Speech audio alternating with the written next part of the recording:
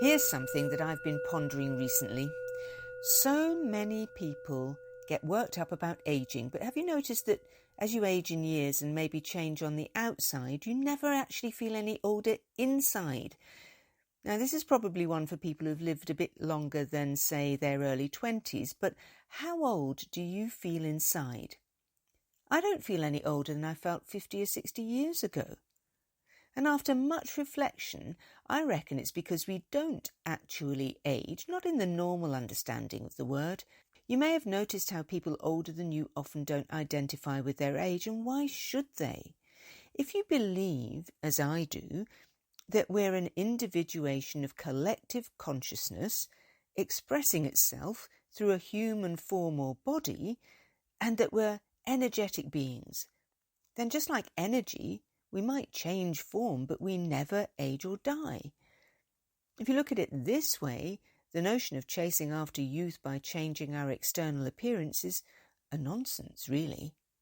But our bodies do age. So what's that about, I hear you ask? Well, good question, especially when scientists tell us that every cell in our body is renewed every 7 years. So in essence, we're all at most just 7 years old.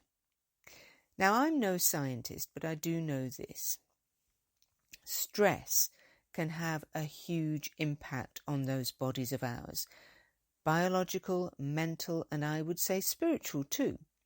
It's not just whether we work out and eat well. Our thoughts, our mind can have such an impact on our cells too. Dr. Bruce Lipton, in his book Biology of Belief, gives an excellent case for this, and I do recommend reading it if you haven't already.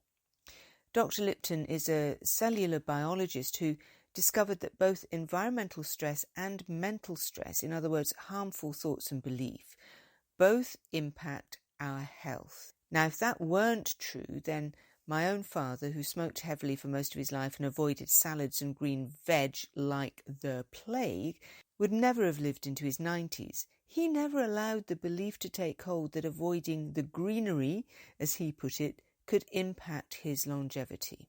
Now, I'm not saying that eating well and being mindful of how we live is meaningless, far from it. Only that the physical is only part of the well-being story. And here's another level of this. Beliefs and thoughts are reflected in our language, and language in turn can be so clever at reflecting the truths in our lives. Take the phrase young at heart. I wonder whether, if we did the research, we'd discover that people who consider themselves to be young at heart really are just that on a physical level. I think that living from our hearts, following our hearts, our passion, our loves, rather than rationalizing everything in the mind, is one of the keys to living the life we're meant to live, staying as well as we do so. When we operate out of our hearts, miracles can happen. The problems arise when we close our hearts and operate purely from the mind. That's when we can get stuck in belief, stuck in judgment, stuck in anger, and stuck in fear.